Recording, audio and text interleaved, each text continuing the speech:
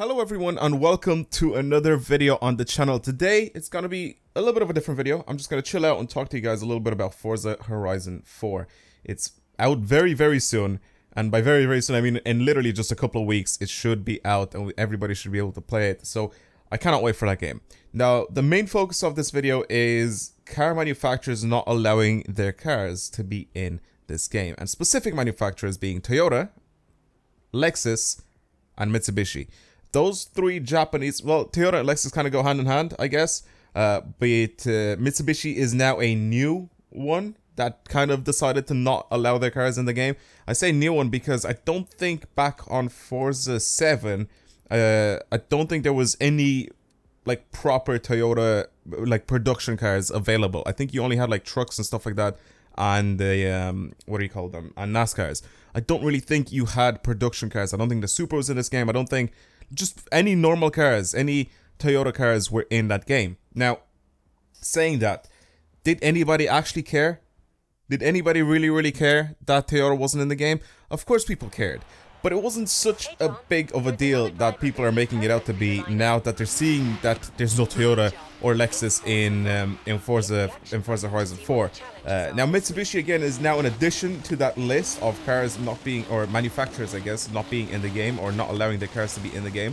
And it's stupid. Honestly, my opinion is that it's obviously a stupid thing.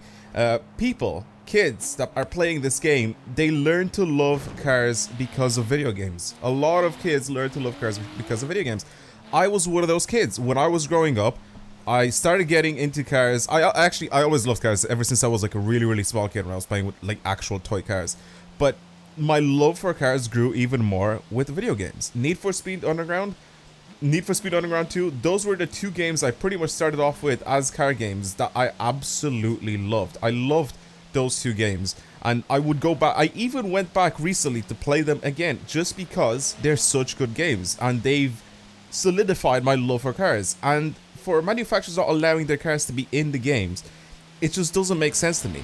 It makes people want to purchase their car more. I think Black Panther said in his video of this that apparently manufacturers are trying to make it so if you play with the car in game, you wouldn't want to buy their car in real life because you've already like driven it in game, which is the dumbest excuse I've ever heard for anyone to make this a thing where you're not allowing your car to be in a video game. It is the dumbest thing ever. I don't really know why VW didn't do it either, or like why VW like didn't allow their cars to be in the game. In this game specifically, in Horizon 3, there was no VWs in this game. So I don't understand why that was the thing, because they brought them back in Forza Motorsport 7, and pretty much in every Forza before that they were in the game.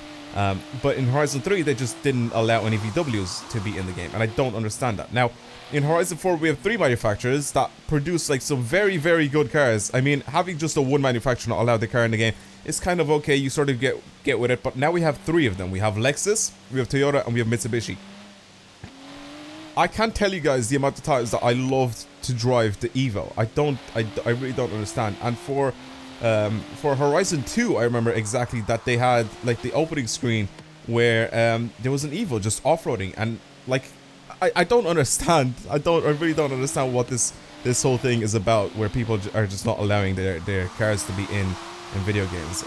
I'm pretty sure these are like some old ass people that just have no idea how marketing works, because they live in the Stone Age and apparently marketing works a different way, or used to work a different way back in their time. But I don't get it. Like now it should be everywhere, every single place that you could possibly put your mark on, it's free advertisement, or it's advertisement you can pay for, or people pay for you to plaster their name, to plaster your name somewhere else. It just doesn't make sense to me why people wouldn't allow that. You know what I mean? It's very easy to allow other people. Like Toyota don't have to do anything. They just have to, like their resources are already out there. Toyota's team doesn't have to go and remodel all these cars. Turn 10 has to, or whatever developer decides to make the specific game. Like they just have to just sit there and allow their cars to be in the game. Of course, there's a little bit more legal stuff that's going on in the background, but they don't have to do anything physically to be able to allow their car to be in different games. You get what I mean? so it's not that big of a deal. And it's just awesome advertising. I love driving the Supra. The Supra is an iconic car. It should be in pretty much every video game ever. Now, I don't know specifically if there is a game that has bought the rights to allow cars in the game, like Porsche did, where Need for Speed bought the rights, or not Need for Speed, I guess, but EA bought the rights to have Porsche only in their game. Now, I don't know if that's a thing that's happening with Toyota, Mitsubishi, and Lexus, if I guess Gran Turismo bought them, but I don't think so, because I mean, I honestly don't even know exactly if that's the case, but I'm like, I don't understand. I really don't understand what sort of deal these companies make with their with the manufacturers, and why some get declined. Because I'm 100% sure that Turn 10 and that team have definitely asked to have these manufacturers in the game. They have no reason not to ask. You know what I mean? Well, obviously there could be some political stuff again in the background that I may not know of, but like there's no reason for them not to ask to have their cars or manufacturers in the game. Let me know what you guys think down in the comments below. I definitely want to hear your guys' opinions, and I want to talk to you guys about it. If I'm missing out on any sort of information, let me know down in the comments below as well. I want to know if I'm misinformed about anything, if my information is wrong or whatever. Let me know down in the comments. This is gonna be a discussion type of video where I talk to you guys and you guys talk to me back in the comments. I'm definitely down to sort of listen to you guys as well if you have any more specific information or any of your opinions. Just literally let me know down in the comments. I'm definitely down to check it out. But yeah, will this impact the game a lot? I don't think so. I don't think it'll impact the game as much as people think, or as people make it out to be. Also, one last thing before I do anything. Why are people getting upset or mad at Turn 10 for not having their cars in the game? It's not like Turn 10 decided, nah. See, Toyota, a massive brand. Yeah, I don't want that in the game. That's just not a thing we want. It's just, it doesn't work that way.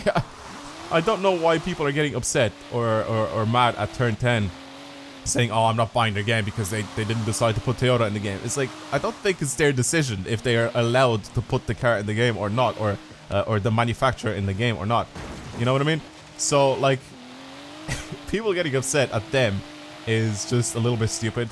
But yeah, I definitely think that there should be a little bit of a leeway when it comes to allowing your cars to be in the games. I definitely think that the Toyota and manufacturers like that are just making a big mistake of not allowing their cars to be in the game. Anyway, yeah, what was I saying just before that? I'm definitely looking forward to playing the game. I will be playing it from release. I'll probably be if they're still doing the same thing where you can play it a few days early with the whole what's it called, the like the best package that you could possibly on the game, the ultimate edition or whatever it was in the past few years. If you can do that with the game, I'll definitely be making videos at least a couple of days early, and I'll start playing that game as soon as I possibly can. But yeah, the demo should be out very soon, so expect videos on the demo as well.